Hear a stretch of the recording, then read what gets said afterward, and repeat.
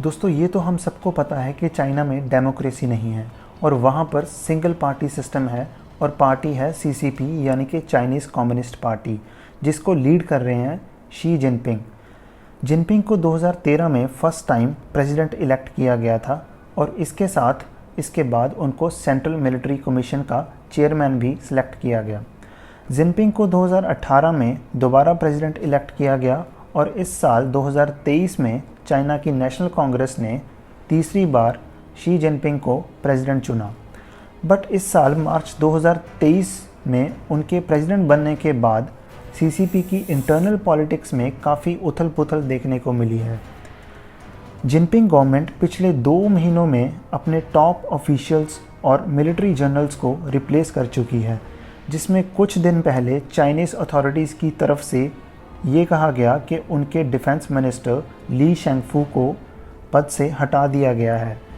ली को आखिरी बार 29 अगस्त को अफ्रीकन नेशंस के साथ सिक्योरिटी फॉर्म में देखा गया था, जो कि बीजिंग में हुई थी, और सितंबर के फर्स्ट वीक में होने वाली वियतनाम के साथ एनुअल डिफेंस मीटिंग को भी कैंसिल कर दिया गया। और वियतनाम के ऑफिशियल्स के अकॉर्डिंग चाइना ने उनको ये बताया कि ली की हेल्थ कंडीशन की वजह से उस मीटिंग को कैंसिल किया गया है। बट कुछ इंटरनेशनल न्यूज़ एजेंसीज़ की रिपोर्ट्स के अकॉर्डिंग ली के ऊपर कुछ करप्शन चार्जेस हैं। डिफेंस मिनिस्टर बनने से पहले ली ने 2017 से 2022 तक चाइनीज़ मिलिट्री प्रोक्योरमेंट यूनिट को हेड किया था और उनके ऊपर मिलिट्री इक्विपमेंट की प्रोक्योरमेंट को लेकर उनके ऊपर करप्शन के चार्जेस थे, जिसकी इन्वेस्टिगेशन चाइना ने इस साल 2023 में स्टार्ट की है। बट चाइनीज़ गवर्नमेंट द्वारा सिर्फ हेल्थ कंडीशन बताकर एंड कोई और एक्सप्लेनेशन ना देने की वजह से वहाँ की लोअर इंटरनल गवर्नेंस में कुछ सही नहीं चल रहा है। और 29 अगस्त को हुई अफ्रीकन नेशंस के साथ मीटिंग के बाद ली को कभी भी पब्लिकली नहीं देखा गया।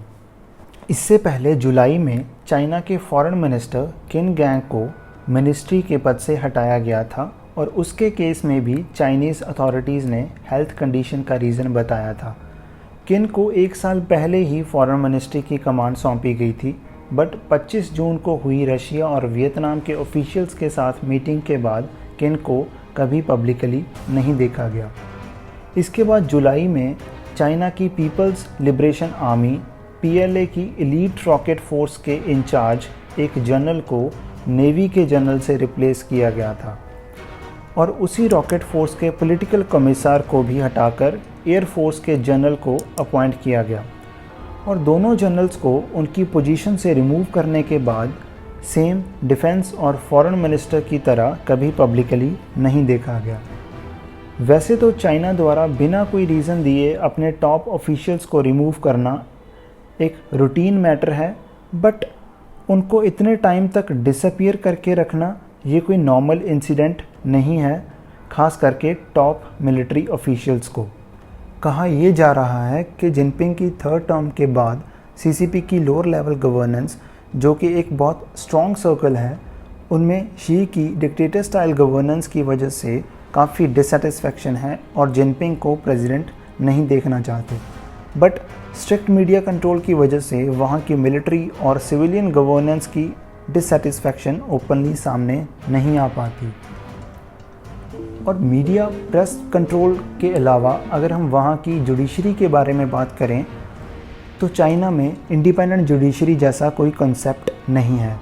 2019 में एक 22 साल के लड़के ने प्रेसिडेंट जिनपिंग की डॉटर की आइडेंटिटी को सोशल मीडिया पर पोस्ट कर दिया था, बट उसके बाद उसको 14 साल की सज़ा सुनाई गई, complete abuse of justice system.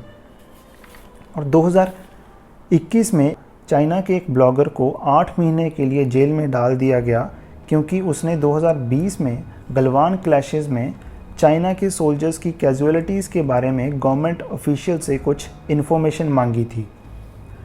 और इससे ये तो साफ है कि जिनपिंग और उसकी पार्टी का वहाँ की जुडिशरी पर कितना इन्फ्लुएंस है।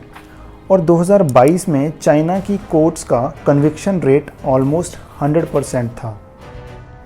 दोस्तों वैसे तो डिक्टेटर स्टाइल गवर्नेंस को उसकी स्ट्रॉन्ग पावर और बिना कोई ऑपोजिशन की वजह से इजीली सत्ता से नहीं हटाया जा सकता, बट सोवियत यूनियन जैसी सुपर पावर अगर बिखर सकती है तो कुछ भी हो सकता है। क्या आने वाले टाइम में चाइना में भी सत्ता पलट हो सकता है और एक नॉर्मल और डेमोक्रेटिक रूल देखने को मिलेगा? और अगर ऐसा होता है तो वर्ल्ड की जियोपॉलिटिक्स पूरी तरह से बदल जाएगी। हाँ, ये एक हाइपोथेटिकल थॉट है, बट नॉट इम्पॉसिबल।